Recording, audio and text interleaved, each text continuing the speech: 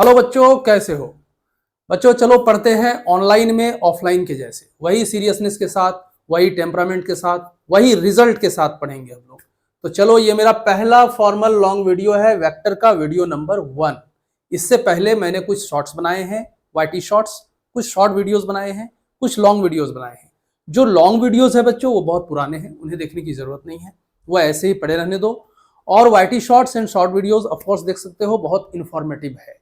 ये मेरा पहला लॉन्ग वीडियो है बच्चों। तो चलो बिना बकवास के शुरू करते हैं class, that is video number 1 vector. NCERT में कहां मिलेगा? एनसीईआरटी में चैप्टर 4 पे मिलेगा। ये आपको चैप्टर 4 खोलोगे, वेक्टर पढ़ाया गया है। ठीक है, तो चलो बच्चों हम लोग इसको शुरू कर रहे हैं आज। वेक्टर का लेक्चर नंबर 1। 7 या 8 लेक्चर में पूरा वेक्टर खत्म होगा।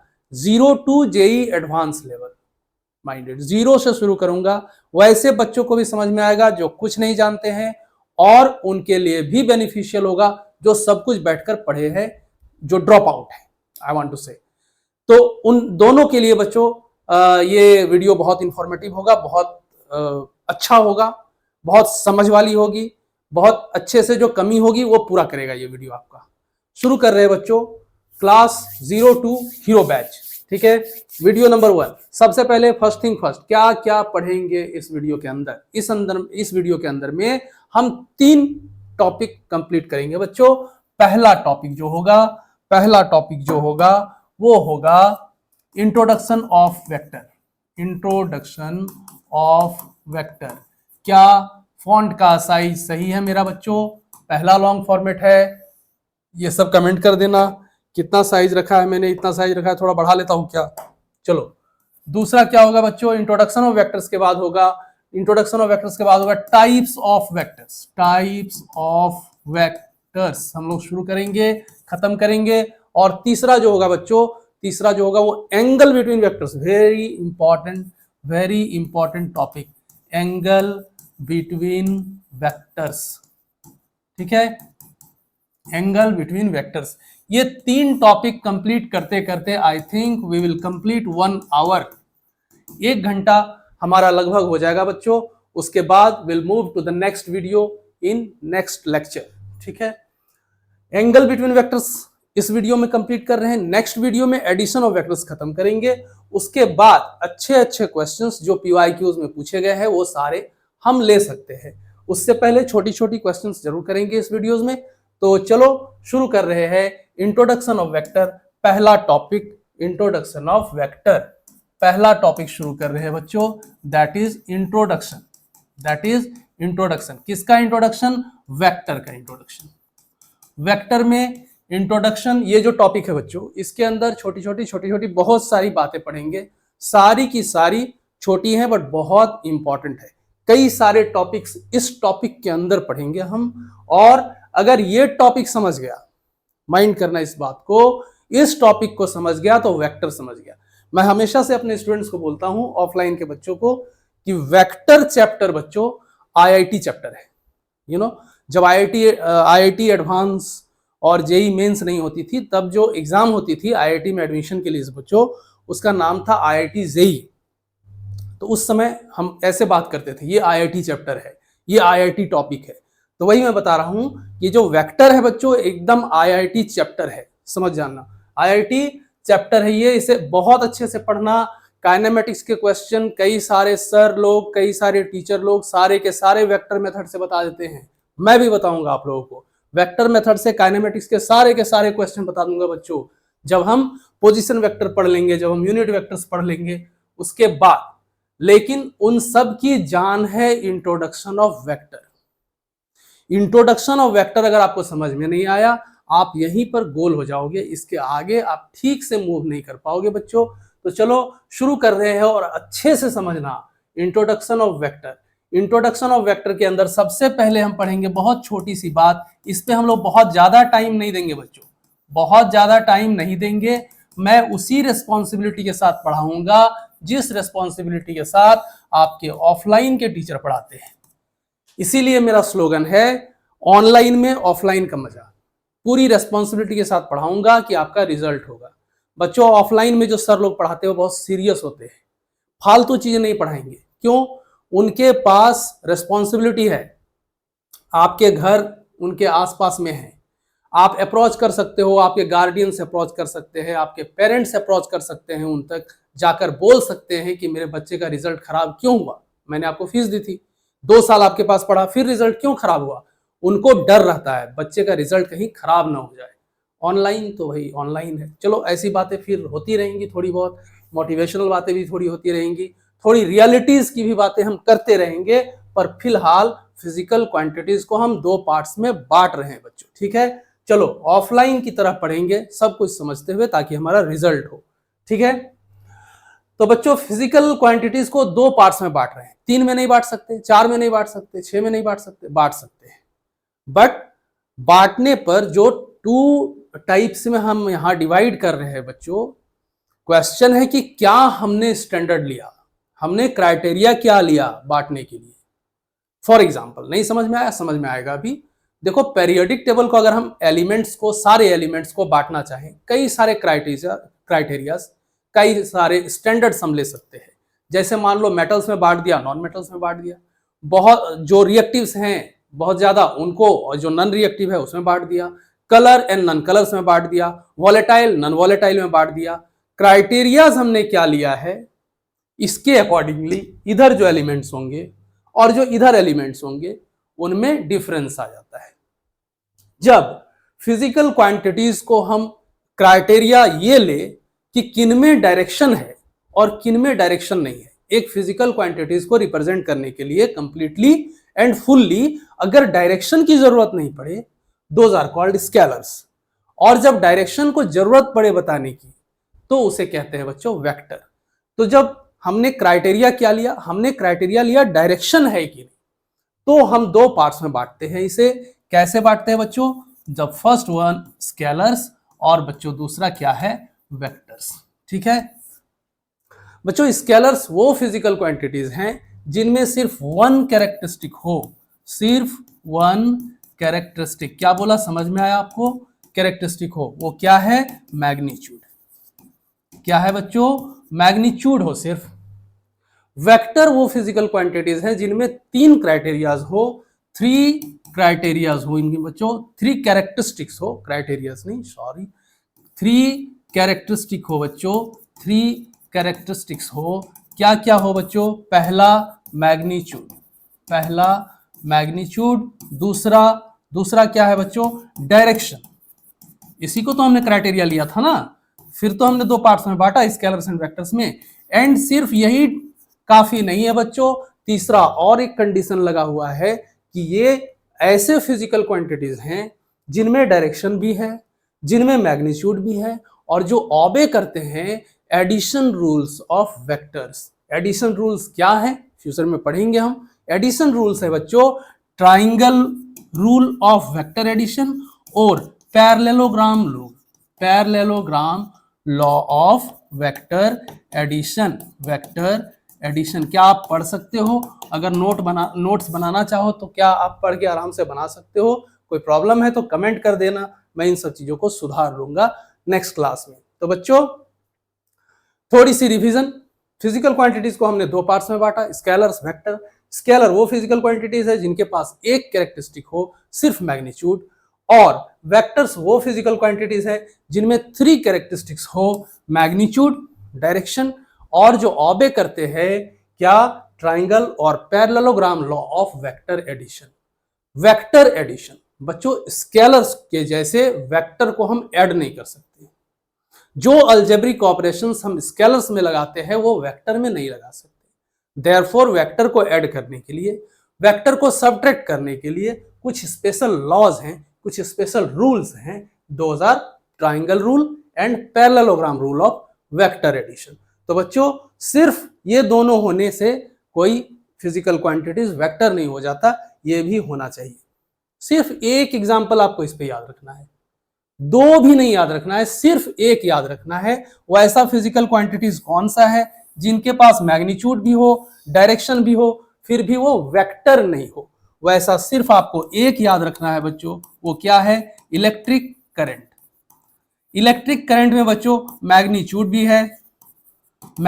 भी है, डायरेक्शन भी है, बट हम आगे पढ़ेंगे बहुत डिटेल में इसके बारे में कि मैग्नीट्यूड और डायरेक्शन है, बट ये रूल को फॉलो नहीं करता, इसलिए इलेक्ट्रिक करंट वेक्टर नहीं है।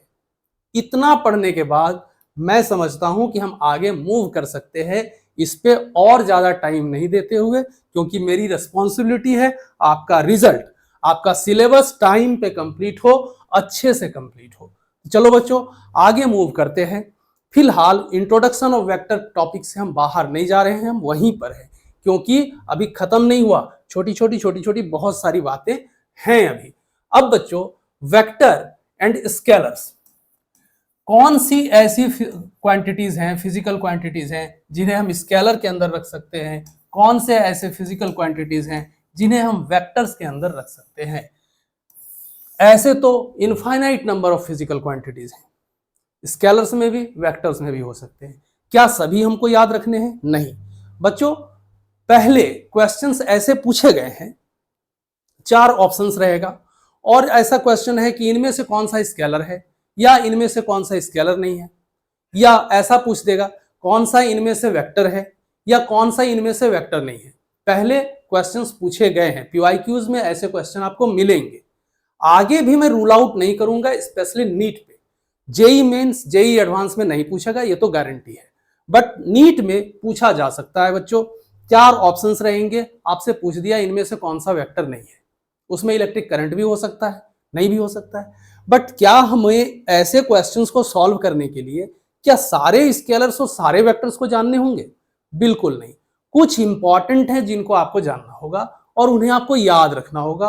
क्वेश्चन उन्हीं से घूमेंगे, उन्हीं पर घूमेंगे, वही पूछे जाएंगे। वो जितने भी इंपॉर्टेंट फिजिकल क्वांटिटीज हैं स्केलर्स एंड वेक्टर्स में, वो मैं अभी लिख दे रहा हूं, आप उन्हें कम से कम याद रखना। उम्मीद करता हूं कुछ छूट ना जाए मुझसे, छूट जाएगा तो फिर बाद में मैं बता दूंगा। स्केलर्स में क्या क्या है बच्चों? देखो मास स्केलर है बच्चों। मास को रिप्रेजेंट करने के लिए हमें कोई डायरेक्शन की जरूरत नहीं पड़ती है।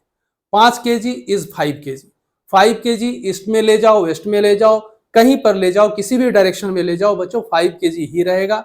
डायरेक्शन की हमें जरूरत यहां पर नहीं है। सो मास इज अ स्केलर। इसका बड़ा भाई कौन होता है? इसका बड़ा भाई वेट।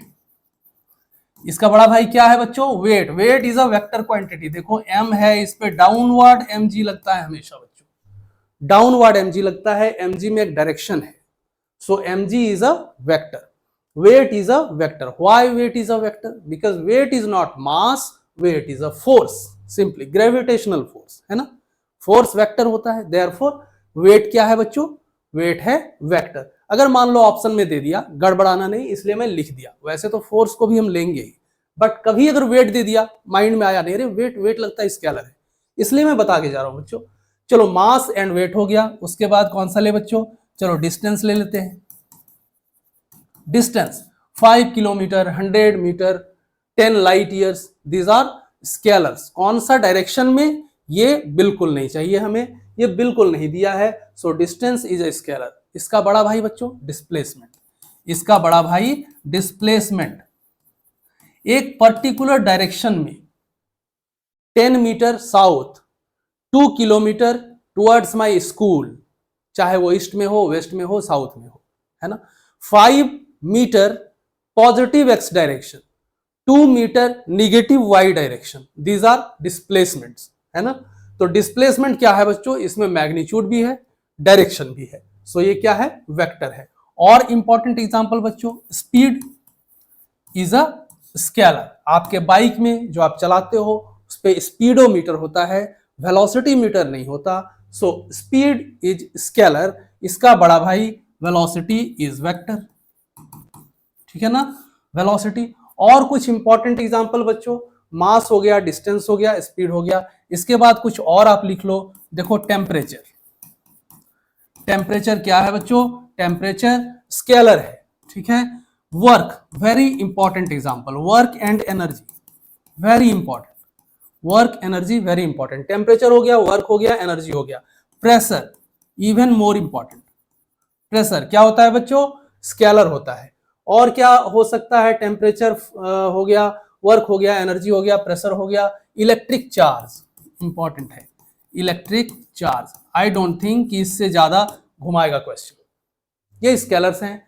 वेक्टर्स क्या है बच्चों, देखो इधर टेम्परेचर है, वर्क है, एनर्जी है, प्रेशर है, वेलोसिटी हो गया, force, force is vector, torque is vector, torque क्या है बच्चों, वेक्टर है। और कौन सा इंपॉर्टेंट है, फोर्स हो गया, टॉर्क हो गया। देखो इधर इलेक्ट्रिक चार्ज है, इधर इलेक्ट्रिक चार्ज है, इधर इलेक्ट्रिक चार्ज है, इधर इलेक्ट्रिक फील्ड है। क्या है बच्चों, इलेक्ट्रिक फील्ड इधर है, इलेक्ट्रिक फील्ड इधर है, इलेक्ट्रिक फ्लक्स भी इधर है, याद रखना इलेक्ट्रिक फ्लक्स भी इधर है। तो इलेक्ट्रिक फ्लक्स हो गया, इलेक्ट्रिक फील्ड हो गया, वेलोसिटी हो गया, फोर्स हो गया, टॉर्क हो गया। आई डोंट थिंक कि कुछ इंपॉर्टेंट छूट गया है। चार्ज, एनर्जी, प्रेशर, फोर्स हो गया, यस फोर्स हो गया। बस इतने से ज्यादा नहीं पूछेगा बच्चों, घुमाएगा ना तो इसी में घुमाएगा। देख लो पीवाईक्यूज खोल के, अगर 2-4 क्वेश्चन वैसे मिल जाते हैं, इन्हीं में से होगा, इससे बाहर नहीं होगा। आई डोंट थिंक कि कुछ छूटा है। Displacement, velocity, force, torque, electric field, electric flux, नहीं कुछ भी नहीं छूटा है बच्चों, कुछ भी नहीं छूटा। अगर छूटा भी है तो वो बुक्स में बहुत सारे मिल जाएंगे, 1-2 एग्जाम्पल और देख लेना। चलो नोट डाउन करो इसको। चलो बच्चों आगे बढ़ते हैं नेक्स्ट पेज पे और देखते हैं रिप्रेजेंटेशन ऑफ वेक्टर। ये बच्चों जो हम पढ़ रहे हैं, याद रखना हम कौन सा टॉपिक पढ़ कर रहे हैं बच्चों, इंट्रोडक्शन ऑफ वेक्टर से हम आगे अभी नहीं निकले हैं, इंट्रोडक्शन में ही है, उसी के अंदर ये सारी चीजें हैं।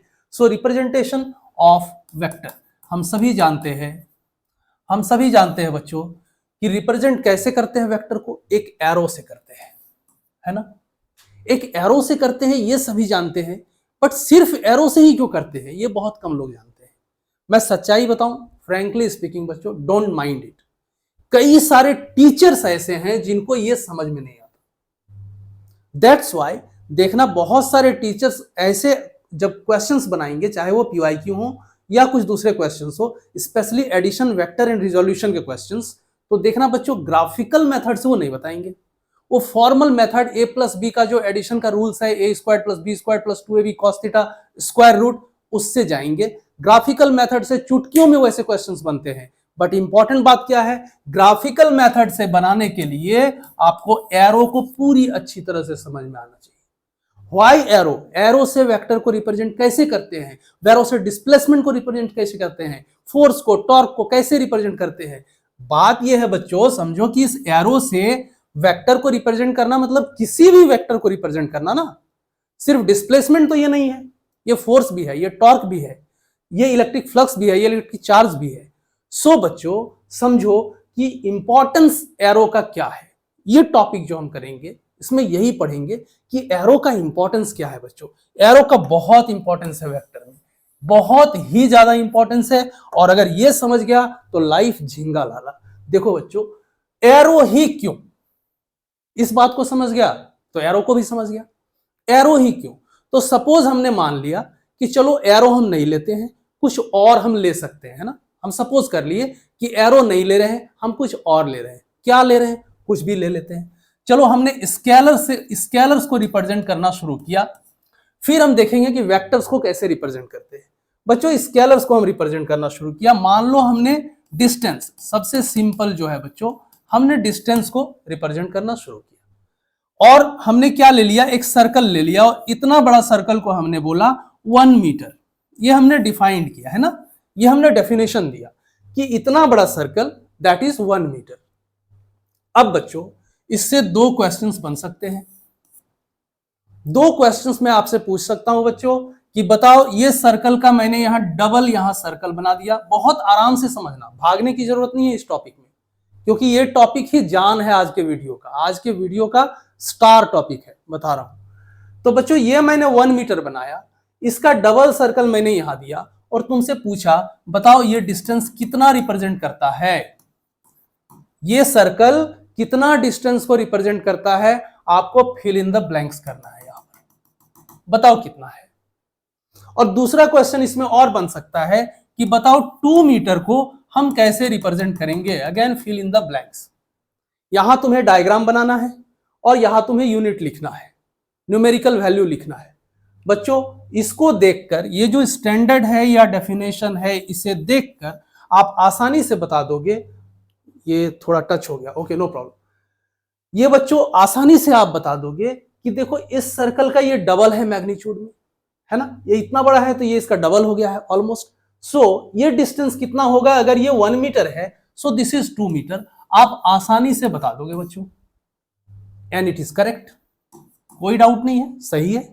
दूसरा क्वेश्चन कि 2 मीटर को रिप्रेजेंट करो, कैसे रिप्रेजेंट करोगे? आसानी से तुम समझ जाओगे कि अच्छा इतना बड़ा सर्कल 1 मीटर है, इतना बड़ा सर्कल 1 मीटर है, तो इसका डबल होगा 2 मीटर।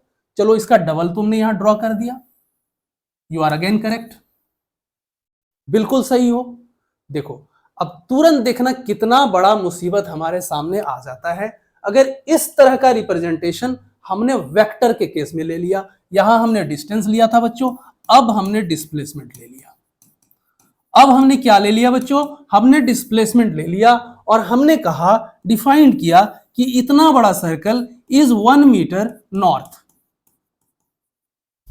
भाई डायरेक्शन है ना, डिस्प्लेसमेंट है, सो इसमें डायरेक्शन है। डिस्प्लेसमेंट को हमने डिफाइंड किया, इतना बड़ा circle is 1 metre north.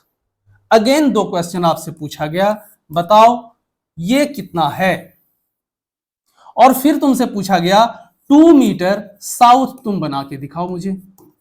2 metre south तुम्हें यहां ड्रॉ करना है, यहां अगेन तुम्हें डायग्राम बताना है, यहां तुम्हें न्यूमेरिकल वैल्यू बताना है। बताओ कितना होगा बच्चों? Now confusion arrives. 1 metre north is this. बच्चों ये 1 मीटर को तो रिप्रेजेंट कर रहा है, हम नहीं बना पाएंगे यहां पर। बच्चों ये जो डबल है इसे हम कह सकते हैं, देखो इसका ये इतना बड़ा है तो इसका डबल है ये, ओके नो प्रॉब्लम। तो हम कह सकते हैं ये 1 मीटर है, सो दिस इज 2 मीटर। समझ में आ रहा है? Am I clear?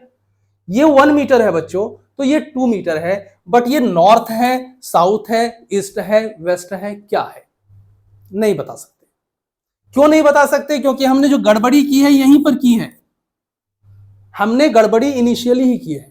क्या गड़बड़ी किया है कि इसमें डायरेक्शन है ही नहीं। ये एक सर्कल है बच्चों, इसमें कोई डायरेक्शन नहीं है, तो हमने यहां जो कंसिडर किया कि ये नॉर्थ है, ये ना नॉर्थ है, ना साउथ है, ना ईस्ट, ना वेस्ट को रिप्रेजेंट कर रहा है, कोई भी डायरेक्शन इसमें नहीं है। This symbol, this representation has no direction, it is directionless. So यहां पर हम 2 मीटर तो कह सकते हैं, बट ये साउथ होगा, ईस्ट होगा, वेस्ट होगा, नहीं कह सकते।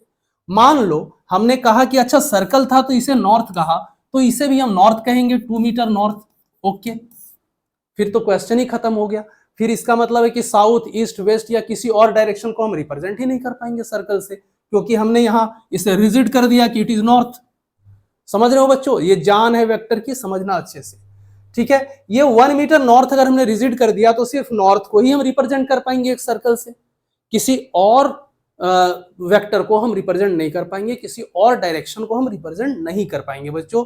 सिमिलरली 2 मीटर साउथ को अगर हमने इसका यूं खींच दिया, इसका डबल, तो फिर अगेन हम नहीं कुछ बोल पाते हैं, क्योंकि इसमें और इसमें कोई डिफरेंस नहीं है। ये पहले था, ये बाद में है। इन दोनों में डायरेक्शन क्या है बच्चों? एक को हम नॉर्थ कह रहे हैं, एक को हम साउथ कह रहे हैं। कहां है नॉर्थ एंड साउथ? कोई डिफरेंस तो नहीं है, नॉर्थ एंड साउथ का कोई डिफरेंस तो नहीं है बच्चों। सो हम देख रहे हैं कि इस तरह के रिप्रेजेंटेशन से, इस तरह के सिंबल से हम रिप्रेजेंट नहीं कर पा रहे हैं एक वेक्टर को। एक स्केलर को तो हम रिप्रेजेंट कर पा रहे हैं अच्छे से, बट वेक्टर को रिप्रेजेंट नहीं कर पा रहे हैं। कुछ और हम ले सकते हैं क्या? मान लो एक स्ट्रेट लाइन हमने ले लिया, हमने एक स्ट्रेट लाइन ले लिया बच्चों, और फिर से हमने इसे कहा this is suppose 1 metre east, हमने डिफाइंड किया। This is again definition, definition को हमने घेर दिया इस तरह से, ठीक है बच्चों। 1 मीटर ईस्ट ये है। अब फिर तुमसे 2 क्वेश्चन किया गया बच्चों, फिर 2 क्वेश्चन, बताओ 5 मीटर नॉर्थ क्या होगा, और इसका 5 टाइम्स दे दिया बच्चों तुमको, 1 2 3 4 5। बताओ दिस इज कितना डिस्प्लेसमेंट है ये? बच्चों हमने इनिशियल ही गड़बड़ी किया था, क्योंकि इस लाइन में कोई भी डायरेक्शन नहीं है। इसे हम ना ईस्ट बोल सकते, ना वेस्ट बोल सकते हैं, ना साउथ, ना पॉजिटिव एक्स डायरेक्शन, ना निगेटिव एक्स डायरेक्शन, कुछ भी नहीं बोल सकते, क्योंकि इस पे डायरेक्शन है ही नहीं बच्चों। इसलिए ये क्वेश्चन सॉल्व नहीं कर सकते हम। मान लो 5 मीटर कहा है, तो इस मैग्नीट्यूड को तो हम रिप्रेजेंट कर पाएंगे, उसका 5 टाइम्स एक लाइंस ड्रॉ करके, बट इसमें डायरेक्शन तो कुछ भी नहीं है, हम इस नॉर्थ को रिप्रेजेंट नहीं कर पाएंगे। सो हम देख रहे हैं कि दूसरा कोई भी सिंबल उठा लो बच्चों, कोई भी सिंबल उठा लो, डेल्टा पाई कुछ भी उठा लो, इन सारे सिंबल से हम एक स्केलर को तो रिप्रेजेंट कर पा रहे हैं, बहुत अच्छे से कर पा रहे हैं, बट एक वेक्टर को हम रिप्रेजेंट नहीं कर पा रहे हैं। क्यों? क्योंकि इन सारे कई सारे ये जो सिंबल्स हैं, जो ज्योमेट्रिकल सिंबल्स हैं, उनमें डायरेक्शन एक स्पेसिफिक नहीं है एक्सेप्ट एरो। देखो बच्चों, अब एरो का क्या इंपॉर्टेंस है। एरो में एक मैग्नीट्यूड है, that is length of the arrow, एक पर्टिकुलर डायरेक्शन है, दैट इज ये ओरिएंटेशन ऑफ द एरो, एकदम इधर है, so this is a direction. That's why arrow को चूज किया गया बच्चों एक वेक्टर को रिप्रेजेंट करने के लिए। दूसरा कोई भी सिंबल दूसरा कोई भी सिंबल सफिशिएंटली रिप्रेजेंट नहीं कर सकता एक वेक्टर को, therefore we have chosen an arrow as a representation of vector. समझ में आया बच्चों इतनी बातें होप कि आपको क्लियर है। चलो आगे बढ़ते हैं। सो बच्चों, एक वेक्टर को हम किससे रिप्रेजेंट करते हैं बच्चों? एक एरो से रिप्रेजेंट करते हैं। Vector is represented by an arrow.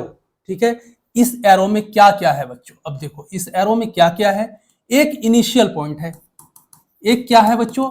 Initial point है ना, या एक स्टार्टिंग पॉइंट है, ये भी कह सकते हैं। एक क्या है बच्चों? स्टार्टिंग पॉइंट है। क्या विजिबल है? फॉन्ट्स जो मैं लिख रहा हूं वो विजिबल है बच्चों, आप पढ़ पा रहे हो? इनिशियल पॉइंट है या स्टार्टिंग पॉइंट है। एक क्या है बच्चों? एक फाइनल पॉइंट है। एक क्या है बच्चों? फाइनल पॉइंट है। एक क्या है? फाइनल पॉइंट है बच्चों, या फिनिशिंग पॉइंट है। क्या है बच्चों? फाइनल पॉइंट है या एक फिनिशिंग पॉइंट है। ठीक है, और क्या है बच्चों? एक लेंथ है इस पे, देखो एक लेंथ है ना। इस लेंथ को हम कितना भी मान सकते हैं। इसे मान लो 1 मीटर नॉर्थ ईस्ट हमने मान लिया, अगर डिस्प्लेसमेंट माना तो 1 मीटर नॉर्थ ईस्ट अगर मान लिया, तो हम दूसरे और डिस्प्लेसमेंट को दूसरे किसी भी डायरेक्शन में उसको हम रिप्रेजेंट कर सकते हैं। अभी हम करेंगे, देखो। सो क्या क्या है बच्चों? एक मैग्नीट्यूड है इसमें। एक क्या है बच्चों? मैग्नीट्यूड है, that is length of N arrow है बच्चों। लेंथ ऑफ, एक लेंथ है, इस तरह से बोलो कि एक लेंथ है इस पे, है ना, दैट इज द मैग्नीट्यूड। और एक क्या है बच्चों? और क्या है? एक डायरेक्शन है, दैट इज एक डायरेक्शन है, या हम कह सकते हैं कि एक पर्टिकुलर ओरिएंटेशन में एक है बच्चों, है ना। So these are the characteristics an arrow है। क्या है बच्चों? इनिशियल पॉइंट है या स्टार्टिंग पॉइंट है एक बच्चों, फाइनल पॉइंट है या फिनिशिंग पॉइंट है एक बच्चों, एक लेंथ है इस पे, एक लेंथ है इस पे, है ना, एक लेंथ है, और एक डायरेक्शन है या ओरिएंटेशन है, एक पर्टिकुलर डायरेक्शन है बच्चों, है ना, एक पर्टिकुलर डायरेक्शन है। एक बड़ी इंपॉर्टेंट बात याद रखना, एक वेक्टर में यानी एक एरो में क्या होता है? एक यूनिक मैग्नीट्यूड होता है बच्चों, एक यूनिक मैग्नीट्यूड होता है। कैसे बच्चों? एरो को कंसीडर करो, बहुत आराम से समझ जाओगे। इस एरो का लेंथ है, सिर्फ ये नहीं बोलेंगे हम, एक यूनिक लेंथ है, एक यूनिक लेंथ है इस एरो में बच्चों। वो लेंथ अगर 5 मीटर है तो वो 5 मीटर ही है, उसे हम 10 मीटर नहीं कर सकते। सो क्या है बच्चों? एक यूनिक मैग्नीट्यूड है, एक यूनिक लेंथ है उस एरो में, और क्या है बच्चों? एक यूनिक डायरेक्शन है, एक यूनिक डायरेक्शन है। अभी एक क्वेश्चन में पूछूंगा और आपको कंफ्यूज कर दूंगा, इसी पर पूछूंगा, सिर्फ एरो पर ही क्वेश्चन करूंगा। वो यूनिक डायरेक्शन है एक बच्चों, एक यूनिक मैग्नीट्यूड है। इस दो बात को भूलना मत, मैं बोल रहा हूं, इन दो बातों को भूलना मत। सिर्फ मैग्नीट्यूड एक वेक्टर में नहीं होता, एक यूनिक मैग्नीट्यूड होता है। सिर्फ डायरेक्शन एक वेक्टर में नहीं होता, एक यूनिक डायरेक्शन होता है। ये बात याद रखोगे। चलो इतना नोट कर सकते हैं हम। और उससे पहले, आप नोट करने से पहले अब समझो कि जिस तरह से हमने दूसरे ज्योमेट्रिकल रिप्रेजेंटेशन से सर्कल या स्ट्रेट लाइन से हमने कोशिश किया था एक वेक्टर को रिप्रेजेंट करने का, हम एरो से कोशिश करते हैं और देखते हैं कि क्या हम वो जो क्वेश्चंस थे उसका रिप्लाई सफिशिएंटली कर सकते हैं। चलो हमने डिफाइंड किया, इतने बड़े एरो मतलब 1 मीटर इधर क्या है बच्चों? ईस्ट है, 1 मीटर ईस्ट है। ठीक है, ये हमने डिफाइंड किया। अगेन इसे मैंने बॉक्स में ले लिया। 1 मीटर ईस्ट हमने डिफाइंड किया बच्चों। 2 क्वेश्चन करता हूं, बहुत ज्यादा टाइम अब इस टॉपिक पे नहीं दूंगा, फिनिश करने वाला हूं। 1 मीटर ईस्ट हमने इसे कहा। अब दो क्वेश्चन तुमसे अगेन पूछता हूं बच्चों, बताओ ये कितना है? डबल है ये साइज में, ठीक है, डबल है। ये कितना डिस्प्लेसमेंट को डिनोट कर रहा है? क्वेश्चन है। यहां न्यूमेरिकल वैल्यू तुम्हें पुट करना है, again fill of the blanks. और दूसरा क्वेश्चन है बच्चों, दूसरा क्वेश्चन है कि तुम रिप्रेजेंट करो 10 मीटर नॉर्थ ईस्ट को, 10 मीटर नॉर्थ ईस्ट को तुम रिप्रेजेंट करो, ठीक है ना। अगेन यहां पर फिल ऑन द ब्लैंक्स है, यहां पर तुम्हें एक ज्योमेट्रिकल रिप्रेजेंटेशन देना है, एक सिंबल बनाना है, यहां पर तुम्हें न्यूमेरिकल वैल्यू पुट करनी है। आराम से कर दोगे बच्चों। ये डेफिनेशन है, इसको देखकर इतना बड़ा दैट इज 1 मीटर, वो मैग्नीट्यूड हो गया। इतना बड़ा ये लेंथ जो एरो का है वो मैग्नीट्यूड ऑफ द एरो है। तो बच्चों इतना बड़ा 1 मीटर है, तो इसका डबल है ये, दैट इज ये कितना होगा? 2 मीटर होगा। ये मैग्नीट्यूड तो क्लियर हो गया। अब डायरेक्शन की बात बच्चों, ये ईस्ट में है, ये किधर है बच्चों? ईस्ट में है। ये किधर है? नॉर्थ में है। 2 metre north is the answer and you are right. So सिर्फ इसको देखकर हम किसी भी वेक्टर को रिप्रेजेंट कर सकते हैं, किसी भी डिस्प्लेसमेंट को हम रिप्रेजेंट कर सकते हैं एरो से। अब 10 मीटर नॉर्थ ईस्ट को आपको रिप्रेजेंट करना है। 10 मीटर दैट इज ये 1 मीटर है बच्चों, ये 1 मीटर है तो इसका 10 टाइम्स मैग्नीट्यूड है। 10 मीटर इसका 10 टाइम्स मैग्नीट्यूड है। 10 टाइम्स हमने ले लिया। अब किधर है बच्चों? नॉर्थ ईस्ट है, दैट इज इस डायरेक्शन में है। सो 10 मीटर इसका 10 टाइम्स ले लिया, 1 2 3 4 5 6 एंड सो ऑन, ये मान लो है। So this is north east, 10 metre north east. एक एरो से हम देख रहे हैं बच्चों कि आराम से हम किसी वेक्टर को रिप्रेजेंट कर सकते हैं। फोर्स को नहीं कर सकते क्या? ये मान लो एक मास m है जो एक टेबल पर है बच्चों, इसको हमने कहा 10 न्यूटन। 10 न्यूटन क्या? 30 degree from positive x axis. 10 Newton 30 degree from positive x axis. अब फिर तुमसे क्वेश्चन किया बच्चों कि बताओ ये कितना फोर्स है, ये फोर्स कितना होगा? और ये एरो दिया हुआ था। अगेन तुमसे पूछ दिया बच्चों कि कितना है ये फोर्स, कितना को रिप्रेजेंट कर रहा है? तो बच्चों ये इतना बड़ा 10 न्यूटन है तो इसका ये ऑलमोस्ट डबल है। सो ये तुम कह सकते हो आराम से दिस इज 20 न्यूटन। ये मैग्नीट्यूड की बात हो गई। अब ये 30 डिग्री पॉजिटिव एक्स एक्सिस था, मतलब ये क्या कंसीडर कर रहा है बच्चों? इसको एक्स एक्सिस कंसीडर कर रहा है, इसको एक्स एक्सिस कंसीडर कर रहा है। तो ये कौन सा है बच्चों? ये वाई एक्सिस है। सो हम कह सकते हैं ये जो एरो है वो कितना फोर्स को रिप्रेजेंट कर रहा है? 20 newton to negative y axis कह सकते हैं बच्चों, या डाउनवर्ड हम ऐसा कह सकते हैं, ठीक है। इस तरह से बच्चों देखो हम एरो से कितनी आसानी से एक वेक्टर को डिनोट कर सकते हैं, रिप्रेजेंट कर सकते हैं। सो एरो का इंपॉर्टेंस हमें समझ में आ गया कि एरो में इतनी सारी कैरेक्टरिस्टिक्स हैं, इतनी सारी इंपॉर्टेंट चीजें हैं इनमें, इसके वजह से ये एक वेक्टर को सफिशिएंटली रिप्रेजेंट कर पाता है बच्चों, ठीक है ना। ये टॉपिक रिप्रेजेंटेशन ऑफ वेक्टर हो गया। अब देखो एक छोटी सी बात रह गई है, बस उसे खत्म करके इंट्रोडक्शन ऑफ वेक्टर से हम आगे बढ़ेंगे। क्या बात बच्चों? वेक्टर को हम डिनोट कैसे करते हैं? कैसे डिनोट करते हैं वेक्टर को बच्चों? एक नंबर कि कोई भी लेटर ले लो और उस पे एरो लगा दो, letter with an arrow overhead. क्या लिखेंगे इसे? An arrow overhead. यानी एक अगर ए लिखा हो बच्चों, it is not a vector, इस पे एक वेक्टर ऐसे एक साइन देना होगा एरो। ये क्या रिप्रेजेंट कर रहा है? ये रिप्रेजेंट कर रहा है वेक्टर ए को।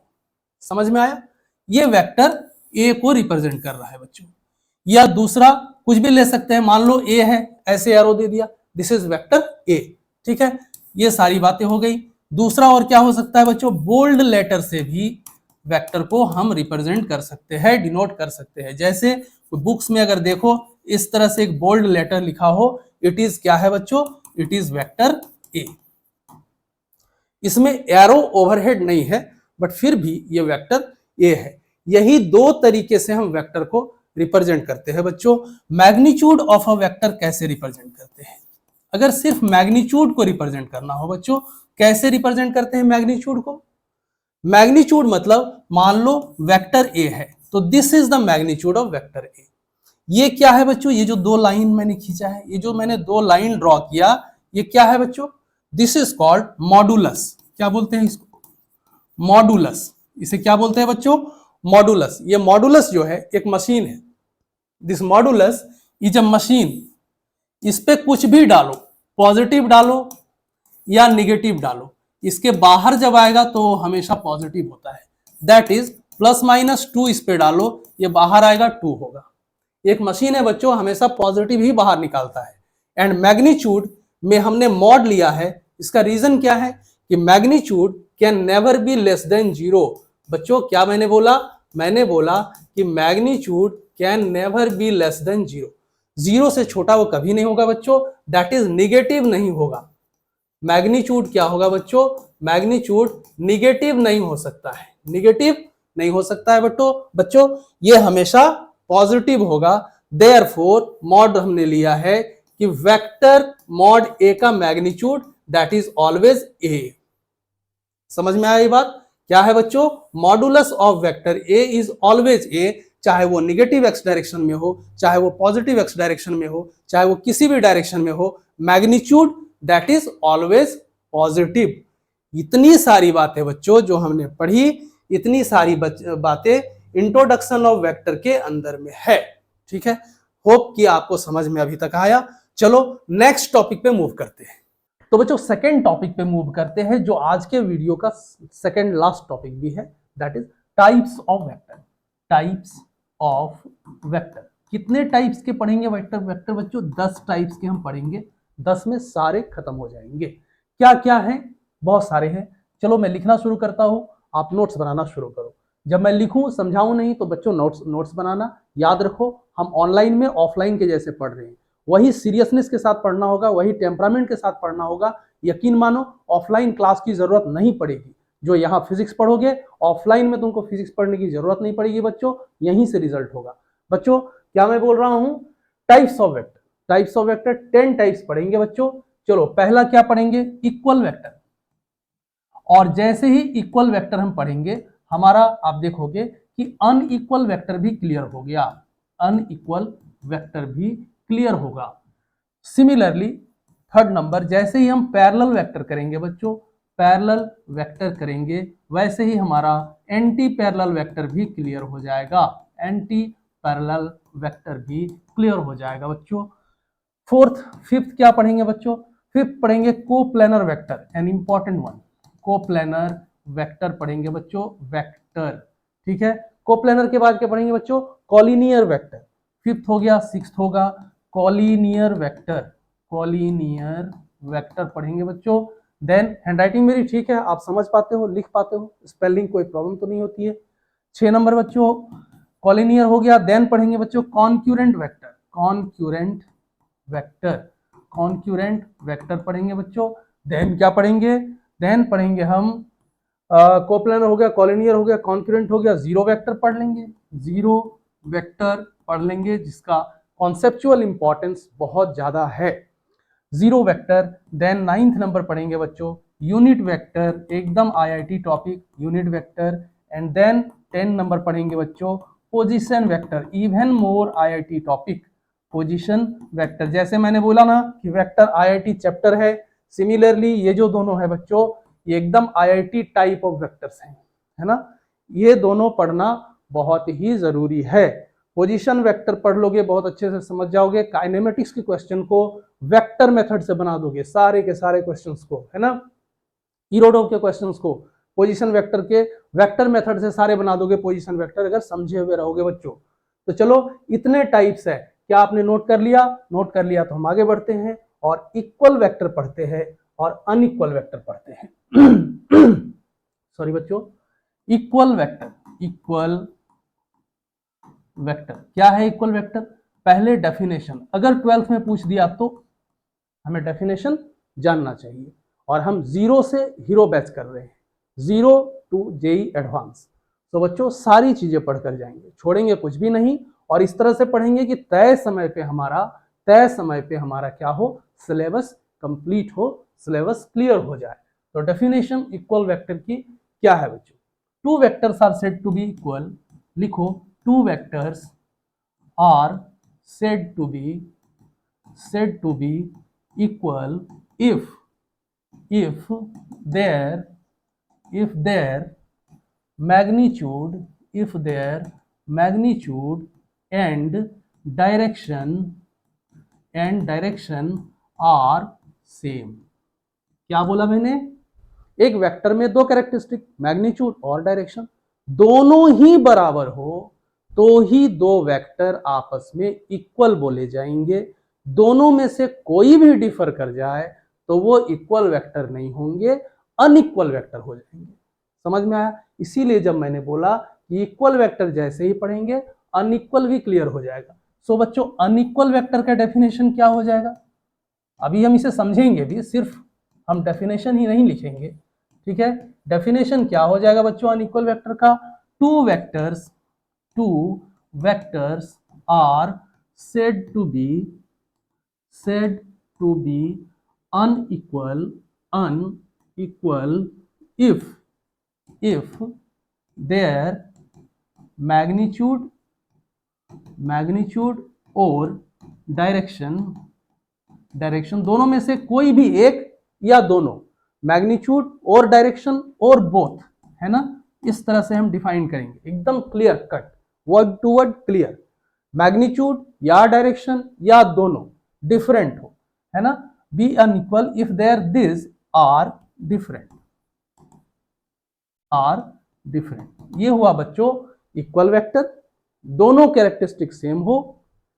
अनइक्वल वेक्टर दोनों में से कोई भी एक या दोनों डिफर हो, डिफरेंस हो दोनों में, सो अनइक्वल वेक्टर। अब देखो एग्जांपल्स बच्चों, दो वेक्टर इक्वल होगा तब जब बिल्कुल magnitude that is length of the arrow and orientation of the arrow, बिल्कुल इसको कॉपी पेस्ट करो। अगर यहां से मैं कॉपी पेस्ट करूं इसको, तो कॉपी करके एकदम पेस्ट करूं तो ही वो इक्वल होगा, चाहे वो कहीं भी हो, यहीं लिखा हो ऐसा जरूरी नहीं है। बिकॉज वेक्टर में हम एक बहुत इंपॉर्टेंट चीज पढ़ेंगे, that is parallel shifting of vectors. यहां मैं लिख रहा हूं, देखो पैरेलल शिफ्टिंग ऑफ वेक्टर्स। ये कहता है कि किसी भी वेक्टर को उठाकर कहीं भी ले जाओ, तब तक जब तक उसका मैग्नीट्यूड और डायरेक्शन को तुम चेंज ना करो वो वेक्टर सेम रहता है, चेंज नहीं होता। ये पैरेलल शिफ्टिंग ऑफ वेक्टर कहता है। तो बच्चों इसे मैं यहां ड्रॉ करूं, यहां ड्रॉ करूं, ये क्या है? सेम वेक्टर है, बिकॉज इसका डायरेक्शन इस डायरेक्शन में है, पॉजिटिव एक्स डायरेक्शन में है, और जो मैग्नीट्यूड है बिल्कुल इतना ही है सभी का। सो this is called equal vector. Magnitude and direction दोनों कैरेक्टरिस्टिक सेम है बच्चों, दोनों में से कुछ भी डिफर कर गया तो अनइक्वल वेक्टर होगा। दीज ऑल आर क्या? इक्वल वेक्टर्स हैं, इक्वल वेक्टर्स हैं। अनइक्वल क्या होगा? ये सारे अनइक्वल हैं, ये सारे अनइक्वल वेक्टर्स हैं बच्चों। मैग्नीट्यूड या डायरेक्शन दोनों में से कुछ भी अलग हो जाए तो वो अनइक्वल वेक्टर है। देखो बड़ी इंपॉर्टेंट वन, बहुत इंपॉर्टेंट। मैं चेंज कर लेता हूं पेज को चेंज कर लेता हूं। देखो बच्चों, this vector and this vector, suppose example लेकर समझते हैं। सपोज एक बच्चा यहां से अपने घर से निकला, होम से, विच इज पॉइंट ए, और बी तक गया, तो कितना डिस्प्लेसमेंट उसने लिया? कुछ भी लिया, कोई एक डिस्प्लेसमेंट लिया, बी तक गया। देन अगेन वो बी से वापस आया बच्चों यहां तक, अपने घर तक वापस आया। देखो दोनों का मैग्नीट्यूड सेम है बट डायरेक्शन बिल्कुल ऑपोजिट है। ये इक्वल वेक्टर्स हैं कि अनइक्वल वेक्टर्स हैं? मैग्नीट्यूड सेम है बट डायरेक्शन डिफरेंट है। दोनों कैरेक्टरिस्टिक में से क्या दोनों सेम है? नहीं है। That means these are unequal vector. ये क्या है बच्चों? अनइक्वल वेक्टर हैं। ये क्या है बच्चों? अनइक्वल वेक्टर है, इक्वल वेक्टर नहीं है। सो हम क्या हम ये नहीं कह सकते हैं कि anti parallel vectors with same magnitude, क्योंकि मैंने पैरेलल वेक्टर पढ़ाया नहीं है, फिर भी मैं लिख रहा हूं anti parallel vectors with same magnitude, वो क्या है बच्चों? अनइक्वल वेक्टर है, इक्वल वेक्टर्स नहीं है बच्चों। क्या है वो? अनइक्वल वेक्टर्स है। क्या ये बात समझ में आया? आगे और क्लियर होगा ये बात। चलो इतनी बातें नोट की हैं तुमने, क्या ये पेज तुमने नोट की है? ठीक है, तो आगे मूव करते हैं बेटा। इक्वल एंड अनइक्वल के बाद मूव करते हैं parallel and anti parallel vectors. Parallel vectors हमने कौन सा पढ़ा था बच्चों? हमने दूसरा पढ़ा था, तीसरा पढ़ेंगे पैरेलल वेक्टर। पैरेलल वेक्टर्स क्या क्या है? पैरेलल वेक्टर्स, कैसे वेक्टर्स आपस में पैरेलल कहे जाते हैं, कैसे वेक्टर्स आपस में एंटी पैरेलल कहे जाते हैं, ये हम देखेंगे। Parallel vectors and anti parallel, parallel पढ़ेंगे एंटी पैरेलल अपने आप क्लियर हो जाएगा, एंटी पैरेलल पढ़ेंगे पैरेलल अपने आप क्लियर हो जाएगा। अब देखो, अगर स्ट्रेट लाइन की बात करूं, अगर लाइन सेगमेंट की बात करूं, तो ये सारे लाइन सेगमेंट्स, ये सारे लाइन सेगमेंट्स, ये सारे लाइन सेगमेंट्स चाहे जितना भी बड़ा हो, जितना भी छोटा हो, ये सारे पैरेलल लाइंस हैं। कोई डाउट? पैरेलल लाइंस क्यों है ये? क्योंकि इनमें डायरेक्शन नहीं है, इनमें कोई डायरेक्शन नहीं है, ये पैरेलल है, ये एरो नहीं है, ये स्ट्रेट लाइन है, ये लाइन सेगमेंट है। लेकिन जैसे ही मैं इन्हें एरो बना दूं, जैसे ही मैं इन्हें एरो बना दूं बच्चों, जैसे ही एरो बना दूं, these are no longer remain parallel। ये सभी जो पैरेलल थे वो पैरेलल नहीं रह गए। क्यों? क्योंकि हमने एरो बना दिया इन्हें, हमने एरो बना दिया। ये क्या क्या क्यों होता है, क्या होता है, क्यों होता है नहीं पता। एरो बना दिया हमने, तो हमने क्या किया, इन्हें स्केलर से वेक्टर बना दिया। कोई प्रॉब्लम, कोई डाउट? ये पहले स्केलर्स थे, लाइन सेगमेंट था, सिर्फ मैग्नीट्यूड था। अब हमने इन्हें एरो बना दिया, तो सिंस एरो को हम वेक्टर से, एरो से हम वेक्टर को डिनोट करते हैं, तो this becomes vectors. This no longer remain scalar. ये सब बच्चों वेक्टर्स हो गए। वेक्टर्स जैसे ही हो जाते हैं, ये सभी जो पहले पैरेलल थे अभी पैरेलल नहीं है। कौन कौन से पैरेलल हैं? जिनका डायरेक्शन बिल्कुल सेम हो। डायरेक्शन देखो, इसका, इसका, इसका और इसका सेम है, तो ये 1, 2, 4 and last one are parallel vectors. बाकी जो है बच्चों वो क्या है? वो एग्जैक्टली ऑपोजिट डायरेक्शन है, देयरफॉर एंटी पैरेलल है। ठीक है, एंटी पैरेलल है। लेकिन अगर मैं इनसे तुलना करूं, इसका, ये जो 2 नंबर पे भाई साहब हैं, इसका अगर मैं तुलना करूं इससे, तो these are neither parallel nor anti parallel. Parallel भी नहीं है, एंटी पैरेलल भी नहीं है। ये क्या है? सिंपली अनइक्वल वेक्टर्स है। इन्हें हम पैरेलल भी नहीं कर सकते, एंटी पैरेलल भी नहीं कर सकते। इतनी बात क्या समझ में आई? नहीं आई तो रिपीट करना, जो बोला हूं फिर से सुनना, समझ में आ जाएगा। ठीक है, चलो बच्चों अब हम डिफाइन करते हैं फॉर्मली इन्हें। ये तो समझने के लिए था, फिर आगे और समझेंगे, कोई इश्यू नहीं है। बिल्कुल समझा के जाऊंगा, कुछ भी नहीं छोड़ूंगा। 0 से जेई एडवांस, 0 से हीरो नहीं, 0 से जेई एडवांस बनाऊंगा।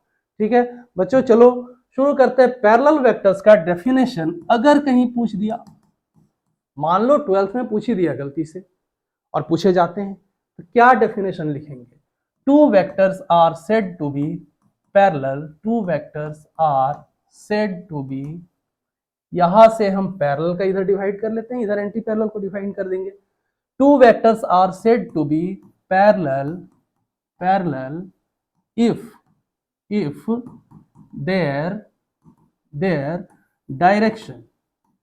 if their directions are same। एक वेक्टर में कितना कैरेक्टरिस्टिक्स बताओ? 2 कैरेक्टरिस्टिक्स। एक वेक्टर में कितना characteristics? 2 characteristics, magnitude and direction. वो ऑबे करते हैं ट्राइंगल लॉ, पैरेललोग्राम लॉ, वो तो ठीक है, बट कैरेक्टरिस्टिक जो होते हैं उनमें वो 2 ही होते हैं, मैग्नीट्यूड भी हो और डायरेक्शन भी हो। यहां मैग्नीट्यूड के बारे में कुछ भी नहीं कह रहा बच्चों। मैग्नीट्यूड कुछ भी हो सकता है, छोटा हो, बड़ा हो, कुछ भी हो। डायरेक्शन क्या होना चाहिए? सेम होना चाहिए। दैट इज ये वेक्टर, ये वेक्टर, एरो दिख रहा है क्या? ये वेक्टर, ये वेक्टर, ये वेक्टर, ये सभी आपस में पैरेलल वेक्टर्स हैं। दीज आर क्या है बच्चों? These are parallel vectors. क्या दिख रहा है जो मैं लिख रहा हूं? Parallel vectors. ठीक है, क्या है? डायरेक्शंस सेम होना चाहिए, मैग्नीट्यूड डिफरेंट भी हो सकता है, सेम भी हो सकता है। ये देखो, इसका एक सेम मैग्नीट्यूड के साथ भी खींच लो, तो ये पैरेलल भी है, इक्वल भी है। मैग्नीट्यूड भी सेम है, डायरेक्शन भी सेम है। कैसे वेक्टर हैं? ये पैरेलल भी हैं, साथ में इक्वल भी है। तो दीज आर इक्वल वेक्टर्स, है ना। इक्वल वेक्टर्स हमेशा पैरेलल होंगे, समझ में आ रहा है? Equal vectors are always parallel. इस तरह से सोचना होगा बच्चों, है ना, तो क्लियर होगा। एंटी पैरेलल वेक्टर्स क्या हैं? पैरेलल जब क्लियर हुआ, एंटी पैरेलल भी क्लियर हो गया। डेफिनेशन कैसा देंगे बच्चों? अगर पूछ लिया two vectors are said to be anti-parallel, said to be anti-parallel if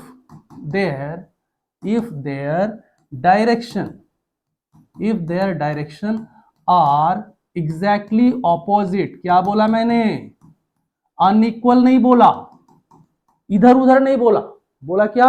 एकदम एंटी पैरेलल तभी होगा जब एकदम ऑपोजिट में डायरेक्शन हो।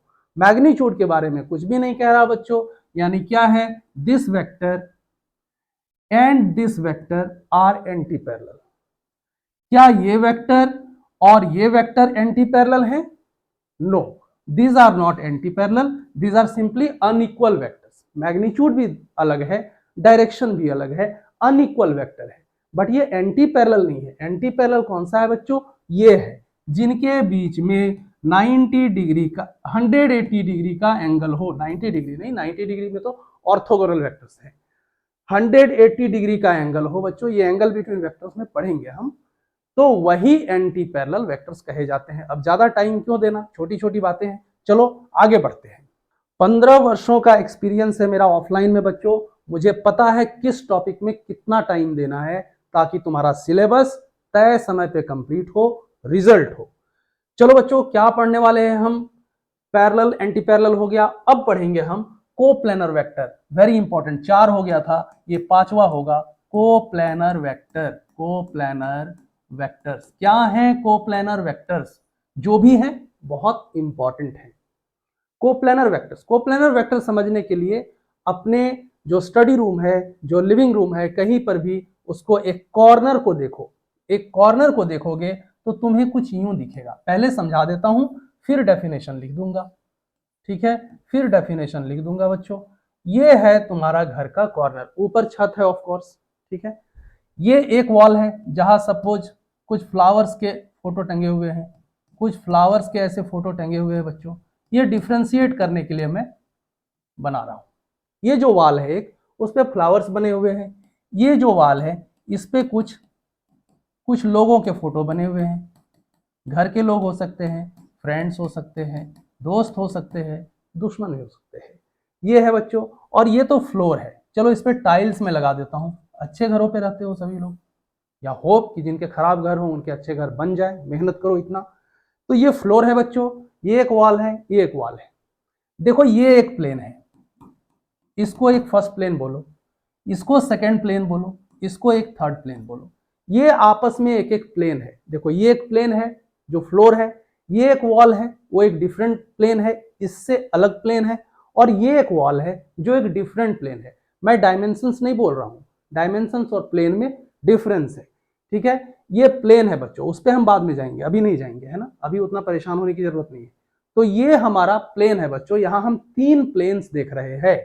कोई भी वेक्टर, इसे मैं फिर ड्रॉ करता हूं यहां पर, क्योंकि उस पे तो हमने फ्लावर बना दिया है, वेक्टर के लिए जगह रहा नहीं बच्चों। कोई भी वेक्टर्स जो इस पे हो, सिर्फ इस पे लाई करे, वो क्या है बच्चों? कोप्लेनर वेक्टर्स है। वो क्या है? कोप्लेनर वेक्टर्स है। एक वेक्टर इस पे, 2 वेक्टर इस पे, दीज आर नो कोप्लेनर, ये कोप्लेनर नहीं है बच्चों। इसी पे लाई करे, इसी पे लाई करे वेक्टर सारे, तो वो आपस में क्या है? कोप्लेनर वेक्टर्स हैं। समझ में आया? अब एक इंपॉर्टेंट बात बता रहा हूं बच्चों, एकदम स्टार मार्क देकर के लिख लेना। डेफिनेशन के बाद भी इसे बता सकता था, अभी ही बता रहा हूं कि two vectors are always coplanar, always coplanar. ऐसे क्वेश्चन दिए रहेंगे, ऐसे क्वेश्चन आएंगे बुक्स में, एचसी वर्मा सर की बुक में भी आएंगी, रश्मि खेलेडे में भी आएंगी, जहां पर टू वेक्टर्स की बात करेगा बट कोप्लेनर है या नहीं है नहीं दिया रहेगा। क्या समझोगे वहां पर? वहां समझना कि टू वेक्टर्स दिए हैं ना, तो ऑलवेज कोप्लेनर की बात कर रहा है बच्चों। हमेशा याद रखना है ना, एकदम फंसाएगा क्वेश्चन में। सो 2 वेक्टर्स अगर हैं बच्चों तो वो क्या है, ऑलवेज कोप्लेनर है। क्यों, व्हाई? सिंपल ये है बच्चों कि जब 2 वेक्टर्स होंगे ना, 2 वेक्टर्स, जब कहीं पर भी हम 2 वेक्टर्स ले लेते हैं, क्या मैं दिख रहा हूं, यस, तो प्लेन तो हमारा अपना चॉइस है ना, ये बात बाद में समझ में आएगा। और प्लेन तो हमारा अपना चॉइस है बच्चों। जब हमने 2 वेक्टर्स को यूं लिया, मान लो हमने यूं लिया, तो तुम्हें समझ में आ रहा है, अच्छा ये तो कोप्लेनर है, ये देखो एक प्लेन पे लाई कर रहा है, ठीक है, ये एक प्लेन है। अब हमने एक को ऐसे घुमा दिया, अब तुम्हें लग रहा है कि नहीं, अब तो इस प्लेन पे ये नहीं है, इस प्लेन पे ये है, बट ये डिफरेंट प्लेन में हो गया, तो कोप्लेनर नहीं रहा। नहीं बच्चों, प्लेन्स लेना तो हमारे हाथ पे है ना। तो अब हम ये प्लेन पे तो ये नहीं है, बट इस प्लेन पे तो है, इस प्लेन पे तो है, इट इज अगेन कोप्लेनर। इसे मैं ऐसे घुमा दूं, अब ये बच्चों इस प्लेन पे है। डायमेंशंस ये बात नहीं ना है बच्चों, ये प्लेन्स की बात हो रही है ना। तो इसीलिए two vectors are always coplanar. ऐसे ही अगर 3 वेक्टर्स ले ले तो वो जरूरी नहीं है कि कोप्लेनर होगा। एक अगर 3 वेक्टर्स ले लेंगे बच्चों, उसे जैसे ही रोटेट करेंगे, ये एक प्लेन में है, बट वो दूसरा जो थर्ड वाला है वो अलग प्लेन में चला जाएगा। देयरफॉर बच्चों 2 वेक्टर्स आर ऑलवेज कोप्लेनर। ज्यादा अननेसेसरी खींचो मत टॉपिक को। कोप्लेनर वेक्टर्स इतना क्लियर हो गया। डेफिनेशन पूछ दिया, कैसे बनाएंगे, डेफिनेशन पूछ दिया, मैं इसे इरेज कर रहा हूं, पेज चेंज नहीं कर रहा, मैं इसे इरेज कर रहा हूं। होप कि आप समझ गए हो। चलो बच्चों, कोप्लेनर वेक्टर्स अगर डेफिनेशन पूछ दिया क्या लिखेंगे, डेफिनेशन पूछ दिया बच्चों क्या लिखेंगे। ऑफ कोर्स 12th में ही पूछ सकता है, 11th में ही पूछ सकता है, और कंपटीशन में नीट जेई ये सब में तो कोई क्वेश्चन ही नहीं है डेफिनेशन पूछने का। समझ में आना चाहिए तुम्हें, कॉन्सेप्ट क्लियर होना चाहिए। डेफिनेशन क्या है बच्चों, 2 plane vectors are said to be, यहां 2 नहीं लिखना है ना, 2 लिखोगे तो उसका मीनिंग अलग हो जाएगा, because 2 vectors are always coplanar. So बच्चों हम क्या लिखेंगे, vectors are said to be, vectors are said to be coplanar, coplanar. बहुत आसान डेफिनेशंस होती हैं, अगर किसी चीज को समझ जाओ ना तो डेफिनेशन खुद बना लोगे। सो बच्चों vectors are said to be coplanar if they lie on a single plane, these are coplanar vectors। ठीक है, कोप्लेनर वेक्टर हो गया। आगे मूव करते हैं। इससे पहले कि कोप्लेनर से हम कॉलिनियर में जाए, एक और इंपॉर्टेंट बात बताकर जाता हूं बच्चों, इंपॉर्टेंट बात बताकर जाता हूं, जो अभी तो छोटी बात है, बाद में जाकर ये बड़ी बात हो जाएंगी। देखो 2 वेक्टर्स अगर एक प्लेन में हो, suppose this vector is A and this vector is B. हम जानते हैं वेक्टर को कैसे डिनोट करते हैं बच्चों, एक लेटर लिखते हैं, उससे ऊपर एरो लगाते हैं, that is vector B, vector A. मान लो इसके बीच में कोई भी एंगल एक थीटा हो, तो ए क्रॉस बी जो होता है बच्चों, जिसे बोलते हैं क्रॉस प्रोडक्ट या वेक्टर प्रोडक्ट, बाद में पढ़ेंगे। पर अभी एक चीज जो, सिंस मैंने कोप्लेनर वेक्टर पढ़ाया, इस बात को यहां नोट करके जाता हूं, बाद में इसे मैं रिकॉल करूंगा, है ना। ए एंड बी हो बच्चों, तो ए क्रॉस बी क्या होता है, ए बी साइन थीटा होता है, और एक ऐसे एक यूनिट वेक्टर, इसे एक यूनिट वेक्टर, एन क्यों है, because normal unit vector. Normal क्या, ए क्रॉस बी के प्लेन के नॉर्मल, दैट इज ये डायरेक्शन बता रहा है बच्चों कि इसका डायरेक्शन किधर है, इसका डायरेक्शन ठीक इसके परपेंडिकुलर जो प्लेन है, इस प्लेन पे अगर ए क्रॉस बी है, ए एंड बी है, तो जो ए क्रॉस बी होगा एकदम उसके परपेंडिकुलर प्लेन पे होगा। ये समझ में आ रहा है क्या, अगर ए एंड बी इस प्लेन पे है, मेरे इस हथेली पे है, तो ए क्रॉस बी मेरे लेफ्ट हैंड पे ऊपर की ओर होगा, that is A cross B का जो वेक्टर होता है, this is also a vector, क्योंकि वेक्टर प्रोडक्ट वेक्टर प्रोड्यूस करता है स्केलर में। वेक्टर प्रोडक्ट या क्रॉस प्रोडक्ट हमेशा एक वेक्टर प्रोड्यूस करता है, स्केलर नहीं। तो ये वेक्टर है तो एक डायरेक्शन होगा बच्चों, वो डायरेक्शन किधर होगा, हमेशा ए एंड बी के प्लेन के परपेंडिकुलर प्लेन में होगा। बात समझ में आया। अब हम कॉलिनियर वेक्टर में मूव कर सकते हैं। नेक्स्ट वन बच्चों, नेक्स्ट वन क्या है, नेक्स्ट वन है कॉलिनियर वेक्टर। कितना में हमने पढ़ा था, हमने पढ़ा 5th वन। 6th है बच्चों, 6th क्या है, कॉलिनियर वेक्टर। क्या है बच्चों, collinear vector, collinear vector. Actually ये मैथ्स का टॉपिक है, अभी ये बता देता हूं, ये मैथ्स का टॉपिक है बच्चों, मैथ्स में ही इसका यूज भी है, फिजिक्स में कोई खास यूज नहीं है। कॉलिनियर वेक्टर क्या है बच्चों, इसका डेफिनेशन तुम्हें जानना चाहिए, डेफिनेशन जानना चाहिए, पूछा जा सकता है डेफिनेशन।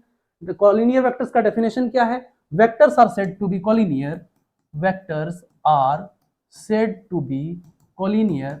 मैं ज्यादा कलर वलर चेंज करके नहीं लिखता हूं, ये मुझे लिखना चाहिए क्या, आप कमेंट कर दोगे तो मैं जरूर लिखूंगा, ठीक है। मैं स्ट्रेट फॉरवर्ड पढ़ाता हूँ, व्हाइट में बस लिखता चला जाता हूँ। ऑफलाइन की हैबिट है बच्चों, बहुत सालों से ऑफलाइन में पढ़ा रहा हूँ, ऑनलाइन में मैं अभी आया हूँ। अगर आप बोलोगे मैं अडॉप्ट कर लूंगा, बट आप कमेंट करना उसके लिए। Vectors are said to be, और अगर कंफर्टेबल हो सिर्फ व्हाइट में ही लिखने से, अगर कंफर्टेबल हो तो कोई इशू नहीं। Vectors are said to be collinear, collinear if they if they are if they are parallel to they are parallel to a line, to a line, है ना। कितना स्ट्रेट फॉरवर्ड डेफिनेशन है, vectors are said to be collinear if they are parallel to a line. यहां line है बच्चों, यहां क्या है, लाइन है, यहां वेक्टर नहीं है, एरो नहीं है, इस बात को याद रखना। यहां क्या है, लाइन है, स्ट्रेट लाइन है ना।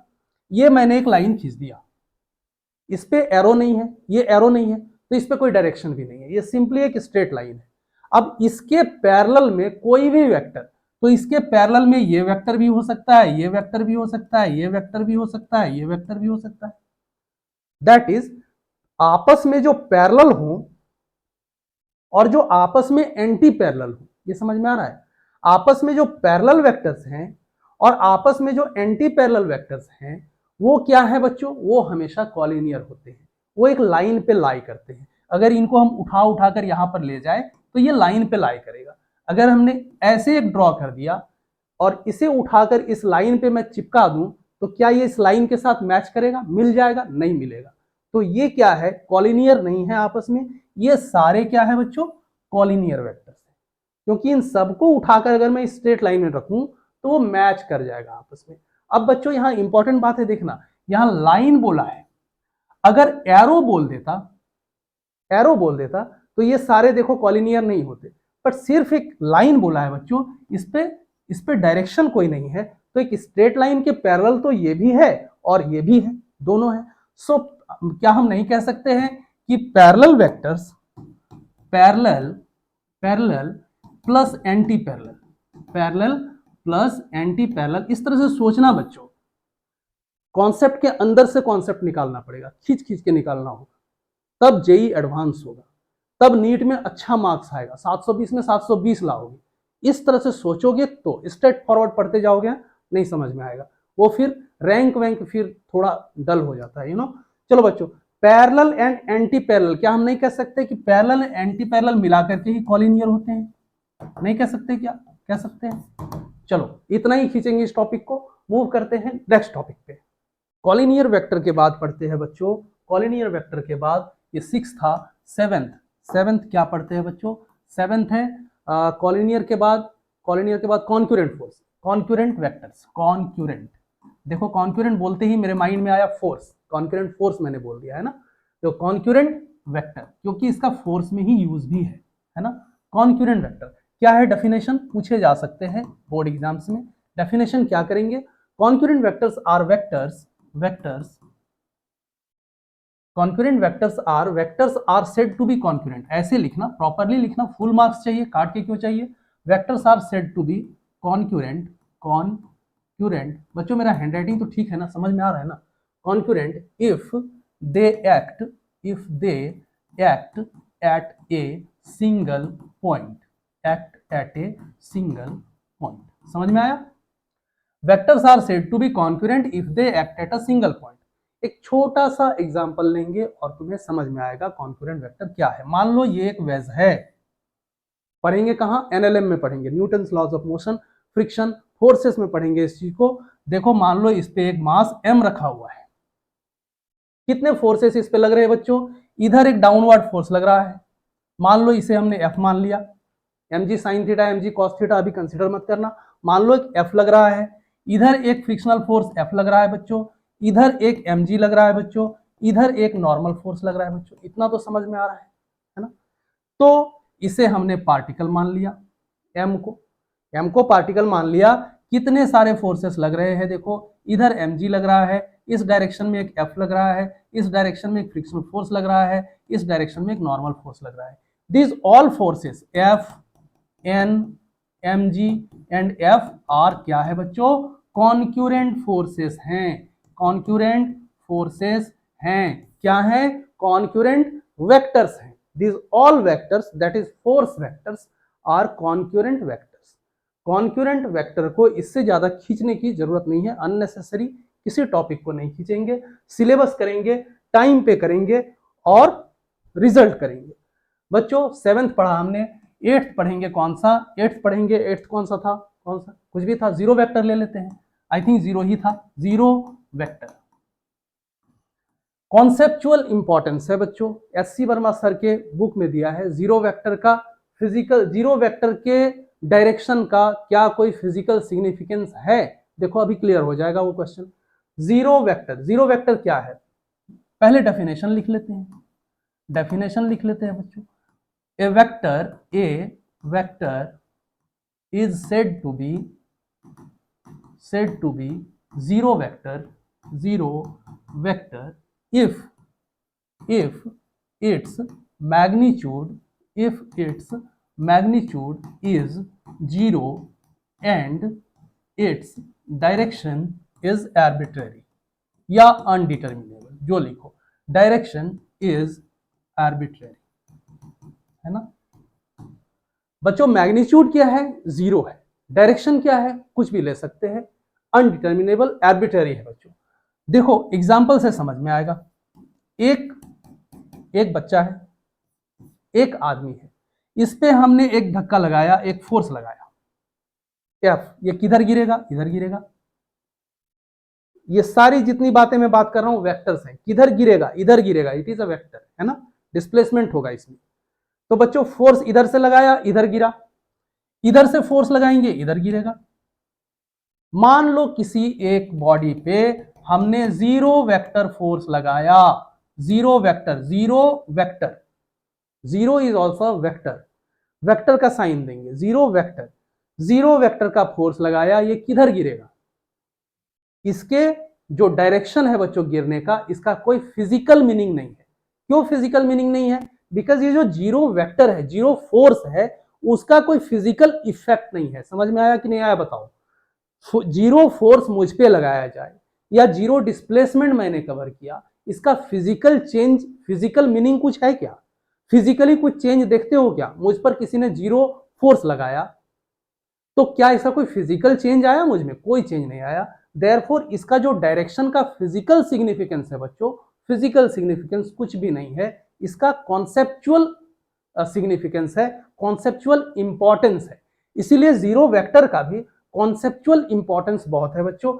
क्या है समझो, सपोज एक बॉडी m रखा हुआ है बच्चों, इधर मैंने पुल किया एक फोर्स F से, सपोज दिस इज 10 न्यूटन, इधर फिर एक व्यक्ति ने इसे पुल किया 10 न्यूटन फोर्स से, इस पर जो रिजल्टेंट होगा वो क्या होगा, जो रिजल्टेंट फोर्स होगा बच्चों, रिजल्टेंट जो फोर्स होगा वो जीरो वेक्टर होगा। This is importance of zero vector, ये कॉन्सेप्चुअल इंपॉर्टेंस है। इस पे हायर क्लासेस में कई सारे कॉन्सेप्चुअल क्वेश्चंस बनते हैं बड़े बड़े, वो अभी जानने की जरूरत नहीं है। ये समझ लो कि इसका क्यों इंट्रोडक्शन क्यों दिया गया, जीरो वेक्टर हम क्यों पढ़ते हैं, इसलिए पढ़ते हैं। देखो सपोज एक बॉडी है, वो ए से बी गया, ए से बी उसने डिस्प्लेसमेंट ली, this is A this is B, समझ में आ रहा है कि नहीं, बहुत फास्ट तो नहीं हूं। ए से बी गया, वो वापस आया बी से, जो रिजल्टेंट है बच्चों, वो रिजल्टेंट क्या है, डिस्प्लेसमेंट है। मैं डिस्प्लेसमेंट की बात कर रहा हूं, ए से वो बी डिस्प्लेसमेंट लिया, फिर बी से ए डिस्प्लेसमेंट लिया, जो रिजल्टेंट डिस्प्लेसमेंट है वो क्या है, कुछ भी है बट वो वेक्टर है, हमेशा याद रखना। एडिशन सब्ट्रैक्शन एक वेक्टर का हमेशा वेक्टर प्रोड्यूस करता है, स्केलर नहीं। जीरो भी है तो स्केलर नहीं है, जीरो वेक्टर है, ठीक है। तो जो रिजल्टेंट डिस्प्लेसमेंट है वो कितना होगा बच्चों, नॉट जीरो, जीरो वेक्टर, यही इसका सिग्निफिकेंस है, कॉन्सेप्चुअल सिग्निफिकेंस है बच्चों जीरो वेक्टर। होप कि क्लियर हो गया। मूव करते हैं आगे, 9th नंबर पे मूव करते हैं बच्चों, that is unit vector, a very important one. Unit vector जिसके बारे में डिटेल्स में हम पढ़ेंगे बाद में, जब हम कंपोनेंट्स ऑफ वेक्टर पढ़ लेंगे। ठीक है, अभी इंट्रोडक्शन पढ़ते हैं यूनिट वेक्टर का। यूनिट वेक्टर क्या है बच्चों? डेफिनेशन कैसे लिखेंगे हम? डेफिनेशन हम लिख सकते हैं, vectors are said to be unit vector, vectors are said to be unit vector. एक ही जैसा डेफिनेशन लिखता हूं ताकि एक याद हो जाए तो सभी याद कर सको, इसीलिए सिमिलर टाइप का लिखता हूं तुम्हारे लैंग्वेज में। Vectors are said to be unit vector, unit vector if their magnitude is one that is unity। ये क्या हुआ? अपने आप ये हाईलाइट हो गया। ओके, अच्छी बात है। वन खत्म हो गया, यही डेफिनेशन है। और क्या, और क्या इसके बाद और क्या चाहते हैं? Vectors are said to be unit vector if their magnitude is one. Direction तो कुछ ना कुछ होगा ही, मैग्नीट्यूड वन होना चाहिए बच्चों, तो क्या है? वो यूनिट वेक्टर है। देखो अभी हम बहुत कुछ नहीं पढ़े हैं, स्टार्टिंग में है वेक्टर की, फिर भी यहां तुम डिराइव कर लोगे फॉर्मूला बहुत आसानी से। अगर तुम दो बातें तुम अभी तक याद रखे हो कि ए का के ऊपर एरो मतलब वेक्टर ए, ये बात क्या अभी तक याद है तुम्हें? ए के ऊपर एक एरो मतलब vector a, and A vector A को दोनों तरफ से मॉडुलस में बंद कर दिए, दो लाइन के से बंद कर दिए। हाँ, तो इसका मतलब मैग्नीट्यूड ऑफ ए, क्या ये बात याद है बच्चों? मैग्नीट्यूड ऑफ वेक्टर ए, ये बात याद है?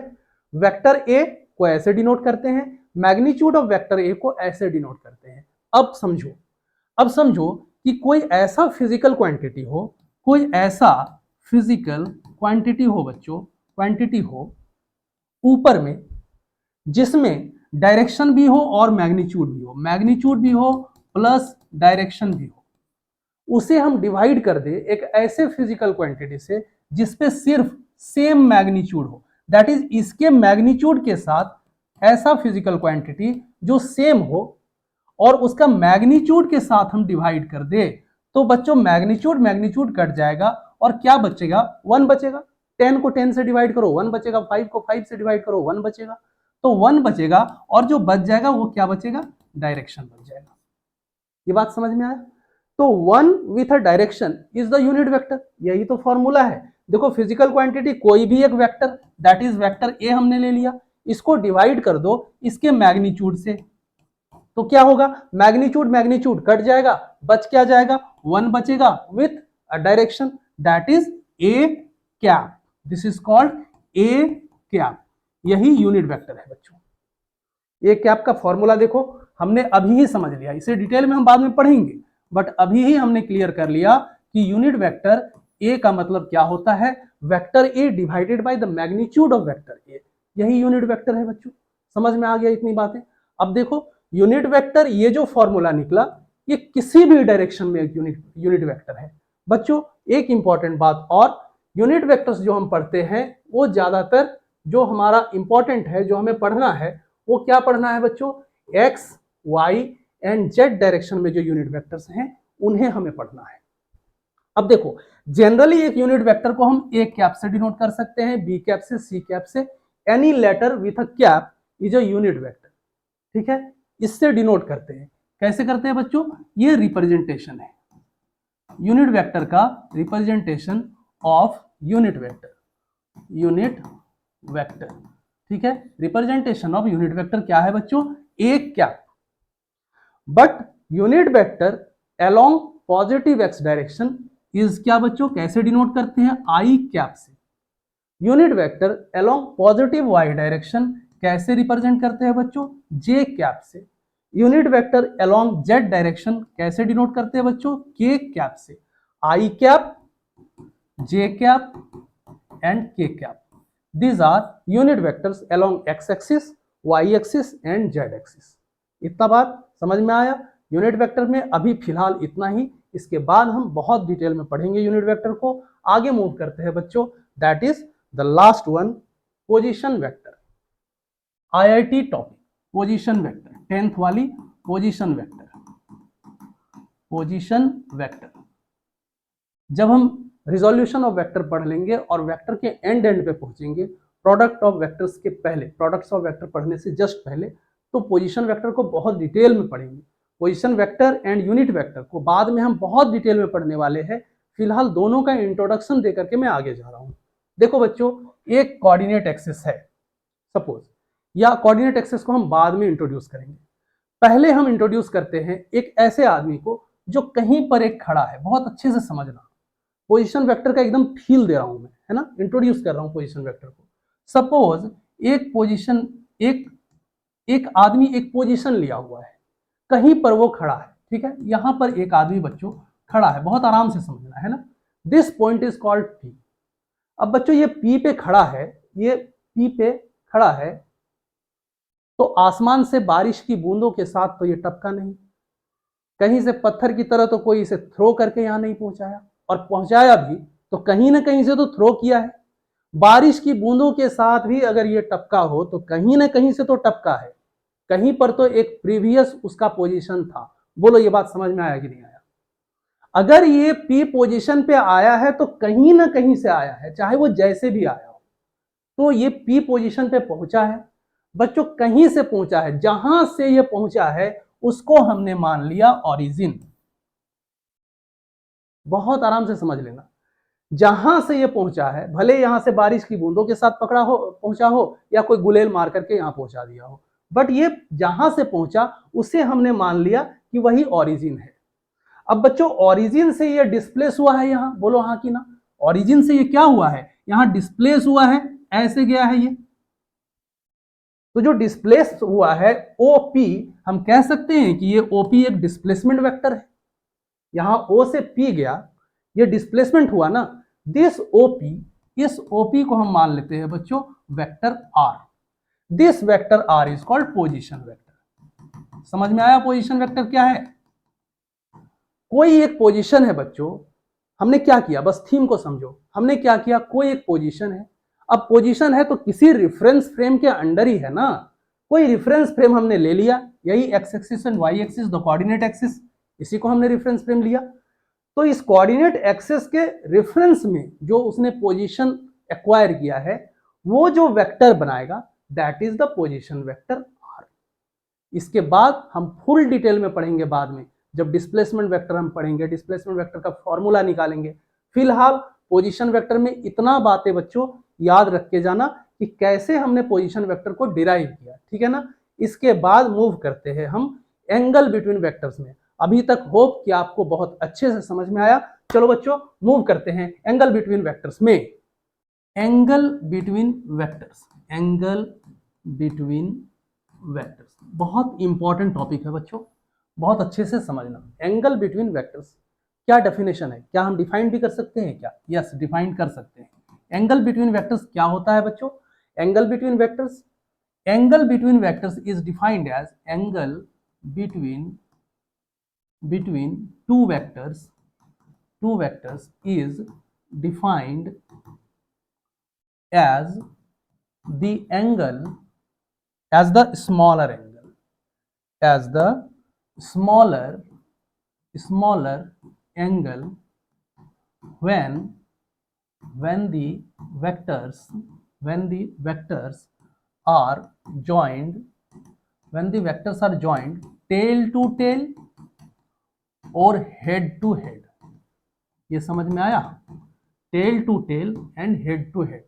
मैंने कहा था कि एक वेक्टर में दो इंपॉर्टेंट कैरेक्टरिस्टिक्स होते हैं, एक एरो में दो इंपॉर्टेंट कैरेक्टरिस्टिक्स होते हैं, एक उसका लेंथ और एक उसका orientation.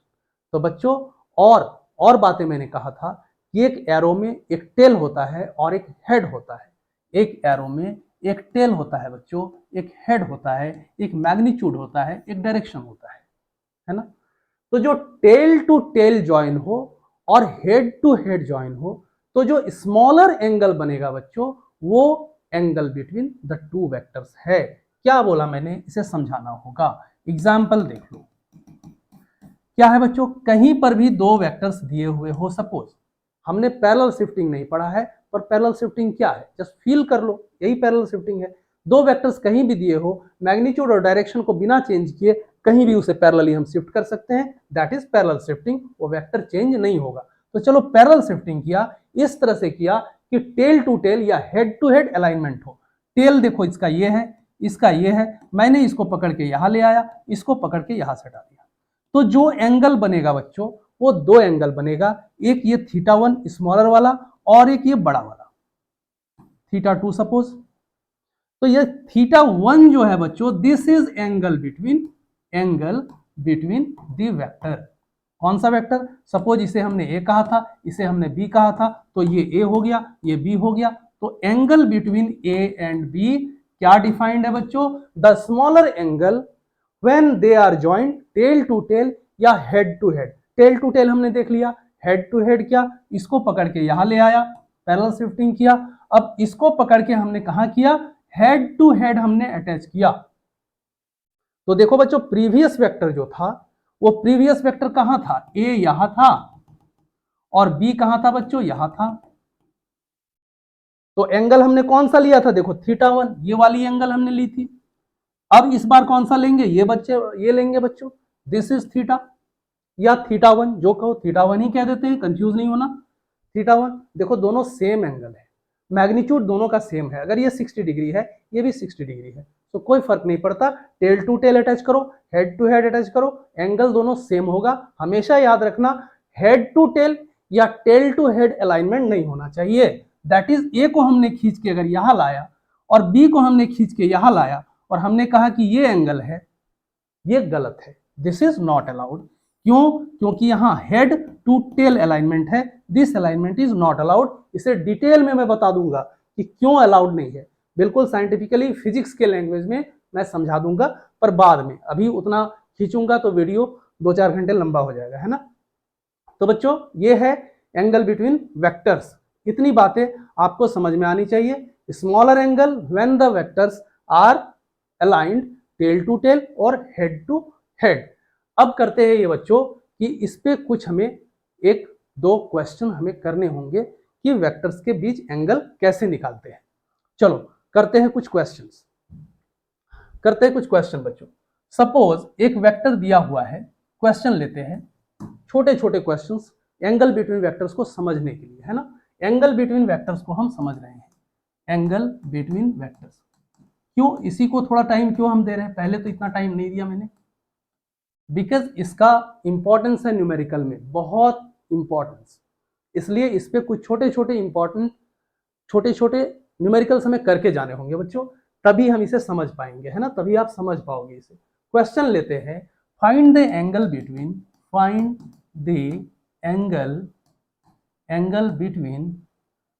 Vectors A which is along positive x-axis and B between vector A which is along the positive x-axis and a vector B which is 30 degree to positive x-axis। अब एक बहुत इंपॉर्टेंट कॉन्सेप्ट हम यहां सीखेंगे, which is 30 degree to positive x axis. इसका meaning क्या है? Mathematics में जब लोकस पढ़ोगे, स्ट्रेट लाइन पढ़ोगे और उस पे पढ़ोगे तुम क्या पढ़ोगे, क्या बोलते हैं उसे क्या बोलते हैं, मैं भूल रहा हूं, उसे क्या बोलते हैं, slope of A line. Slope of A line जब पढ़ोगे तो ये हमेशा फ्रीक्वेंटली तुम एनकाउंटर करोगे बच्चों, है ना। अभी समझा देता हूं, देखो क्या है मीनिंग इसका। Which is 30 degree to positive x axis. पहले तो वेक्टर ए कहां है ये लोकेट करो। Suppose this is x axis, तो वेक्टर ए कहां है? अलोंग एक्स एक्सिस है। तो सपोज ये वेक्टर ए है बच्चों, यहां पर वेक्टर ए है ऐसे, अलोंग एक्स एक्सिस है ना, पॉजिटिव एक्स एक्सिस। और बच्चों बी क्या है? 30 degree to positive x axis है। अब 30 degree to positive x axis बच्चों, तो यहां हम ऐसे खींच सकते हैं एक vector b, this is vector a and this is vector b. 30 degree to positive x axis बच्चों, देखो ये पॉजिटिव एक्स एक्सिस है, इसके साथ एक ये एंगल भी तो बन रहा है और एक ये एंगल बना रहा है b. Vector b positive x axis के साथ 2 एंगल बना रहा है बच्चों, एक ये वाली और एक ये वाली। बोलो ये किधर है? इसे हम कह सकते हैं कि एंटी क्लॉकवाइज है, दैट इज घड़ी की विपरीत दिशा में। इसे क्या बोलते हैं? एंटी क्लॉकवाइज डायरेक्शन, है ना। और ये किधर है बच्चों? क्लॉकवाइज डायरेक्शन में है। किधर है बच्चों, क्लॉकवाइज डायरेक्शन में है। Angle with positive x axis is always this, जो एंटी क्लॉकवाइज में बना, ये डिफाइंड है बच्चों, डेफिनेशन है ये, है ना, ये मैं ऐसे ही नहीं बोल रहा हूं, ये डेफिनेशन है। पॉजिटिव एक्स एक्सिस के साथ कोई भी स्ट्रेट लाइन या वेक्टर एंगल बना रहा है, मतलब उसका है कि वो एंटी क्लॉकवाइज में जो एंगल है बच्चों, उसी एंगल की बात कर रहा है। ठीक है, तो ये वेक्टर ए है, ये वेक्टर बी है, कितना बना रहा है बच्चों, 30 degree, this angle is 30 degree. So कितना एंगल है ए और बी के बीच में, ए और बी के बीच में भी 30 डिग्री ही एंगल है। So angle between vector a, angle between vector a and vector b is कितना है बच्चों, 30 डिग्री, यही आंसर है। एक अल्टीमेट एग्जांपल लेता हूं इस पे, एक अल्टीमेट एग्जांपल लेता हूं। चलो बच्चों, क्वेश्चन और दूसरा, और इसी के साथ इस वीडियो को हम खत्म करेंगे। बाद में बहुत सारे क्वेश्चंस आएंगे, लेकिन एडिशन ऑफ वेक्टर्स पढ़ने के बाद, एडिशन ऑफ वेक्टर्स पढ़ने के बाद सारे पीवाईक्यूज, बहुत सारे पीवाईक्यूज एडिशन ऑफ वेक्टर्स में हैं, बहुत सारे पीवाईक्यूज हैं, वो सारे हम लोग बनाएंगे बच्चों। ठीक है, तो चलो एक और इंपॉर्टेंट एग्जांपल लेते हैं। सपोज 3 वेक्टर्स है, एक ये, मान लो ये वेक्टर ए है, मान लो ये वेक्टर बी है, और मान लो ये वेक्टर सी है। ये समझ गया तो समझो एंगल बिटवीन वेक्टर समझ गया तुमने, इसीलिए अल्टीमेट एग्जांपल बोल रहा हूं कि इसके बाद ही वीडियो खत्म होगी। बहुत अच्छी एग्जांपल है बच्चों। ये वेक्टर ए है, ये वेक्टर बी है, ये वेक्टर सी है। दिया हुआ है mod of vector a is equals to mod of vector b equals to mod of vector c. ठीक है, find the angle between, question है बच्चों, find the angle between vector a and vector B, vector b and vector c, vector c and vector a. ये सारे angles तुम्हें निकालने हैं। कितने होंगे एंगल, देखो मॉड ए, मॉड बी, मॉड सी दिया हुआ है सेम, दैट इज मैग्नीट्यूड जो है बच्चों, जितना बड़ा ये है, प्रैक्टिकल मीनिंग क्या है इसका, जितना बड़ा ये एरो है उतना ही बड़ा ये एरो है, उतना ही बड़ा ये एरो है, इसका मीनिंग यही है। तो ये दिया हुआ है बच्चों, और जहां से ये चला था वही वापस आ रहा है ना। Angle between A and B क्या है, अब बच्चों ये और ये तीनों सेम है, इसका मतलब ये कैसा ट्राइंगल है बच्चों, इक्विलैटरल ट्राइंगल है। इक्विलैटरल ट्राइंगल है तो ये जो एंगल्स हैं ये कितना है बच्चों, 60 डिग्री है, 60 डिग्री है एंड 60 डिग्री है। किसी बच्चे को अगर लग रहा है angle between A and b 60 degree है, बी एंड सी 60 डिग्री है and c and a 60 degree है, तो बिल्कुल ही गलत हो। क्यों, क्योंकि डेफिनेशन में क्या है, डेफिनेशन में ये है, डेफिनेशन में ये है, नो डेफिनेशन में ये भी नहीं है, ये है। Angle between two vectors is defined as the smaller angle when the vector are joined tail to tail, head to head. यही इंपॉर्टेंट है बच्चों। देखो इस पे क्या है, क्या टेल टू टेल अलाइनमेंट है, नहीं है, कैसा है, हेड टू टेल अलाइनमेंट है। उसके लिए पैरेलल शिफ्टिंग करना पड़ेगा। ए को हमने पैरेलल शिफ्ट करके यहां लाया, देखो दिस इज थीटा। अब ये 60 डिग्री है बच्चों, तो ये कितना है, 120 degree. Angle between A and b कितना है बच्चों, 120 डिग्री है। सिमिलरली बी को हमने यहां ले गया पैरेलल शिफ्टिंग करके, देखो बी और सी के बीच में कितना है, 120 डिग्री। सिमिलरली इसको हमने पैरेलल शिफ्ट करके यहां ले आया, ये 60 है तो ये 120 है। This is the ultimate example. इस तरह के क्वेश्चंस में फिर से हम वापस आएंगे, बहुत सारे पीवाईक्यूज बनाएंगे, आएंगे बच्चों इन चीजों पर वापस। तब तक जितना चीजें मैंने पढ़ाया बच्चों अच्छे से रिवीजन करना, बिल्कुल रिजल्ट होगा। पढ़ते रहो, आगे बढ़ते रहो। थैंक यू बच्चों।